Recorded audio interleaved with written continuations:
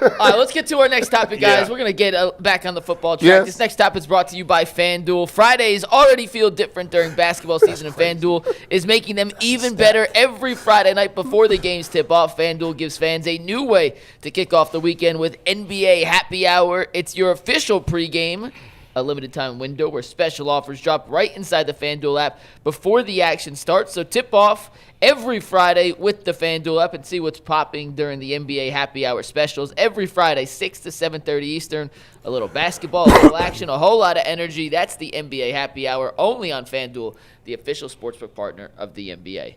Bo, you mentioned Jimmy Haslam and Andrew Berry. Well, they had press conferences yesterday, and we're going to kind of dissect some comments they made about the quarterback position and try and figure out what that means moving forward as the Browns try and solve the quarterback carousel they've been on since they came back to Cleveland in 1999. The first comment comes from Andrew Berry when he was asked about Shedeur Sanders and the future of the Browns quarterback position. Andrew Berry said, and I quote, "We're going to do our work on the quarterback market. I can't tell you today if the starter in 2026 is internal or external." Jimmy Haslam was asked, do you think of Shedeur as the quarterback of the future? And Jimmy said, quote, "I'm not going to get into specifics. We have a lot of work to do on the roster, particularly on the offensive side of the roster." And during his opening statement, Jimmy Haslam said, "I think we had one of the better drafts that we've had ever.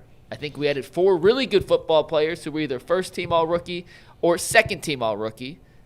Those All-Rookie players most likely will be Mason Graham, They are. Carson Schlesinger, and Harold Fannin." Yeah. So after seeing and hearing what Andrew Berry and Jimmy Haslam had to say about the quarterback position, what do you think that means for Shedeur Sanders' future here, Bull? By the way, before we answer this question, it's in the same vein.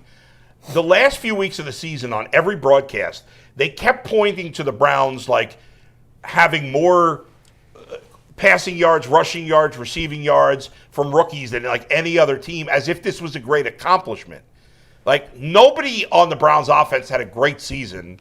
I'd say Harold Fannin had if you compare to the general NFL, nobody on the Browns on offense Where had a did great Harold finish in tight Harold end Fannin has season? a good season for a tight end.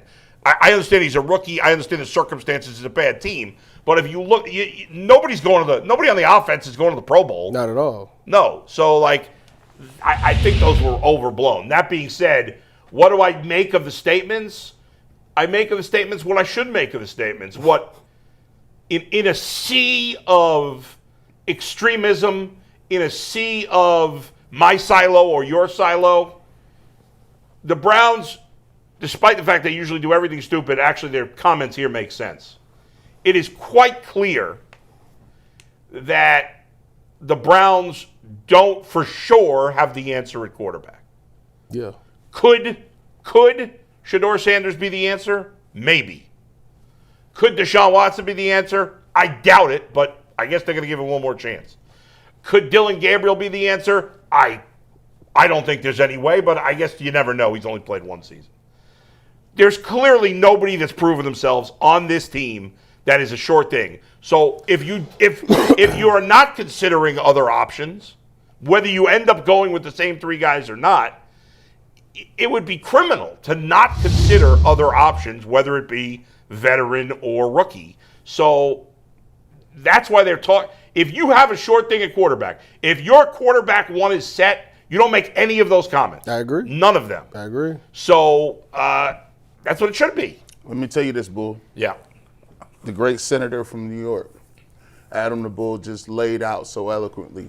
And to believe it or not, I actually agree with a lot of Bull just said. You know why? I talked to Earl about this the other week, man. So this is exactly what they're supposed to say. This is it right here. This is it. Because there's 3 things you got to get. When you're Andrew Berry, you got to set the table. You got to also, at the same time, be recruiting. He said something that I thought was very, very good. He said, look, man, the head coach that's coming in is going to have a say-so. How is a head coach going to come into here and not be able to see what they want to see? How are they not going to be able to evaluate and take the job and be handcuffed, right? You don't want that to be a perception that guys are going to come in with no say. The second thing is, in terms of what they're doing in the draft and free agency, You need to let everybody know in the league, we open for business no matter where it's at on that draft board. We might be taking a quarterback. We might take 2. We might not take a quarterback. But what you got to know is we not going to let you know about nothing we doing or how we moving. So you got to be open to do your due diligence on everything. And then the third tier of the program is I want these dudes, even if I had a conversation with Shedeur Sanders and he said I like some stuff that he did, I thought he made some progress. But at the end of the day, I'm gonna let you know I gotta do what's best for the Cleveland Browns. And that means when you come back here, I want that offseason to be looking spectacular. I want you to be the best. Deshaun Watson, I want you coming back with your mindset ready to go. I need some competent Dylan. Don't come back here acting like these two is ahead. You need that type of energy because you're going to get a new coach. And the reality of the situation, this is how it works. This is how it works when you get you a new coach. Tyvis seen it. Y'all had Jim. Did you go from Tressel? Which one of y'all had a different coach? You had Urban your whole time? Yeah, but Tressel gave me the scholarship. Okay, he got your offer. Mm-hmm. When that new coach come in, everybody has ground zero. Yeah, it's like you got to establish everything. You got to earn. You got to earn. My new coaches came in, they didn't even say nothing to me in the hallway. They said, "Oh man, this dude from Camp McKinley, bro." I was like, "Man, I'm nice. I'm the coach." They like, "Listen, these new coaches came in like, yeah, right. We're not hearing you." So what you want is you want your guys to be earning it every day to a certain extent, unless your name is like Patrick Mahomes or Miles Garrett or something like that. If you Miles Garrett or Denzel, you good. That's not true because Joe Hayden got shipped right out of here when G-Dub became the D. I was here. I couldn't believe it. So G-Dub shipped him right out of here. So everybody's supposed to have a little bit of healthy fear moving forward. Andrew Berry is not doing no victory laps. Andrew Berry is just, I told him yesterday, we told you, this ain't no 10, 15 years. Listen, you got to come in and deliver next year, right today, tomorrow. So he talked about his cap space. He talked about all that. But this is what Jimmy Haslam supposed to say, and everybody going to get to work. And I'll say this, if you Shedeur Sanders, if you Deshaun Watson, if you Dylan Gabriel, whoever in there, you got to embrace the smoke. The same way Shedeur embraced the smoke the last time when it was in the offseason, you got to embrace the smoke again and get ready. And this time you got to ramp it up and get better. So everybody know what they got to do. This ain't no cakewalk. It's about to be a bumpy ride. He said exactly what he was supposed to say. Guys, Dustin? What'd you think of the comments? The comments from both Berry and Jimmy on the quarterback situation. They pretty much said what I feel. I mean, you guys I don't know if anything specific jumped out. I mean, great job. I don't disagree with anything you guys said. Yeah. Until you have the answer at quarterback, until you're sure you have the answer, you keep asking the question, right? You go under every rock, whatever you got to do. You keep trying until and that doesn't mean you have to give up on the guys you have. It just means you don't know. So you got to have as many options as possible. How could you? How could you know right now? No, you can't know. There's no way you could know. No. Because with the young guys, you haven't seen enough. You've seen progress, but you don't know. Everybody knows the league is year to year. Like right. 1 year somebody might be good, the next year they might not. Like that's just how it works. And Trevor Lawrence is a great example of that. Yeah, I mean, you get a coach in there that calls the right offense, and you click with that guy. You could blow your career could go up. You could write your own. That's what you're telling them, man. Listen, you're supposed to be exciting. This ain't a sad time.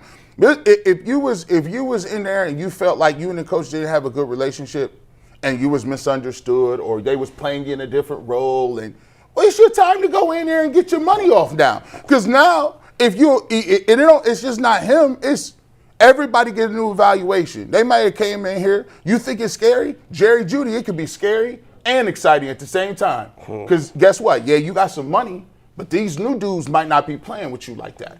I do think the Browns are going to – I just don't think there's any way you come with the same three quarterbacks next year. I just don't see that happening. I think they're going to draft a quarterback. I don't know. I don't necessarily think it's going to be in the first round, but I do think they're going to draft another quarterback this year. They usually keep They could bring in a veteran. They usually do 4 in what? Yeah. Camp and all. I mean, I could definitely see either Shedeur Sanders or Dylan Gabriel not here. Oh, I see it, 100%. I think it's possible. It's definitely possible. Depending on in who fact, the coach I sort of is. think that they should. do that. I mean, you don't need to have two guys who are basically rookies again, and then another rookie who's a higher pick. In theory, it might not be a higher pick. I don't know. Yeah, I guess that's true. To me, if you ask me what, I do believe the majority of the roster will be here. If you say there's one of them, I would lean towards they being here, especially if you say, all right, if Jim Schwartz is the head coach, now you got to bring in a season play caller, offensive coordinator. But I do believe that they're going to have 4 quarterbacks in camp. They had 4 quarterbacks in camp last year. I know everybody thinks it's a foregone conclusion. I don't agree that it's a foregone conclusion that Deshaun Watson is back, because there may be a coach that you could get now. Jimmy usually will blow off coaches like this to his detriment, but there may be a coach who says, "Hey, I'm interested. You like me, blah blah blah. I want Watson out of here. Yeah, I want him gone." And the Browns could take that cap hit. It's 1 year. Then you get it. You take your medicine for 1 year. We saw the Denver Broncos go through the Russell Wilson thing. That's right. And now they're the number 1 seed, like 2 years later. Yeah. The Dolphins may have to do the same with Tua. Let me ask you this to play devil's advocate. Yeah. Right. So we don't know. I mean, I don't know. Achilles injury. He had a lot of injuries. Yeah. His shoulder. What if there's a coach out there that says, "Hey, I seen what's going on with Sam Darnold. I seen Geno Smith had a little resurgence. Maybe you got Baker Mayfield who had a little bit of a resurgence. Yeah, Mac Jones, 5 years. Hey, I'm just saying. But my thing is, what if there's a guy that says, "Look, man, kick tires in Zach Wilson or something." If they say, "Hey, look," no, he's saying if they like defend Watson. No, I'm not defending him. I'm saying if the coach comes in and says, "Listen, okay, I got a guy." Coach sees that, then okay, fine. I got a guy who's put some stuff on tape. He didn't look good the last couple of years, but I would rather have a veteran behind me. You think there's a good chance that there's a head coach out there that's going to want to bet on Deshaun Watson at this point? I don't think you would bet on him. I think he's a backup. Bring back the Leroy Bickerstaff Twitter account. You know what I'm saying? What was Leroy? I forgot. Leroy It was Deshaun's burner. That was his. It was Deshaun's burner. Allegedly. Alleged burner. If you got, so here's my thing. I do believe that where it fell apart for the Browns last year was you had 2 rookie quarterbacks competing against one another, and one was the backup and one was the starter. Yeah. That don't work too much because those guys have a natural competition, and one guy don't really know nothing. Y'all both learning. Somebody come in and say, "Listen, well, I could have worse backups than Deshaun Watson." Yeah. Or they could move on from Watson and sign somebody else, another veteran, to be a backup. Or they could draft somebody in the 4th or 5th round. The idea of having 2 young quarterbacks as your first and second quarterback is not a good idea. I actually would like to see the Bengals re-sign Joe Flacco to be their backup next year again. Can still play. Yeah. But this will be the interesting part. I think every time it's going to be interesting. Every single time that they bring up another coach, whether it's offense or defense, Tyvis, they're going to reevaluate what they think about the quarterback. Then when you get another coordinator, we're going to have to go back and reevaluate. What do you think about because those are the 2. I would just hope, G, that the Browns behind the scenes are trying to find the best coach, not the best coach that fits their agenda of who they want at quarterback currently. If they're not open-minded to getting rid of any of the 3 quarterbacks to get the right coach, I think they're making a mistake. Well, I will say this. The coach, I've always said this about it a lot. I believe that the Cleveland Browns or any organization has to fully wrap their arms around a quarterback.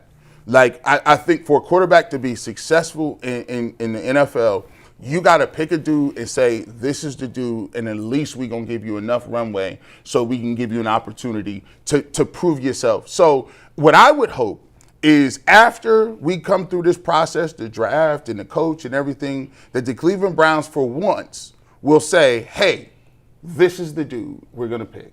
We're not going to go throw to throw. But there may not be a dude they think is worthy of that. But at least during the season, even when we get to the first start of the season, I would like them to, because we heard this with last year with Pickett, Flacco, Gabriel, Shedeur Sanders. There was never a point in time where they was like, this is the guy, we're going to roll with him. That's right. It was wishy-washy the whole time. When is that ever the case when there's not a proven guy? Well, at least, or a guy drafted in the first round? At least for the start of the year. Yeah, you don't have to have that in 27. It would be ideal. At least for the start of the year in 26, you commit to something.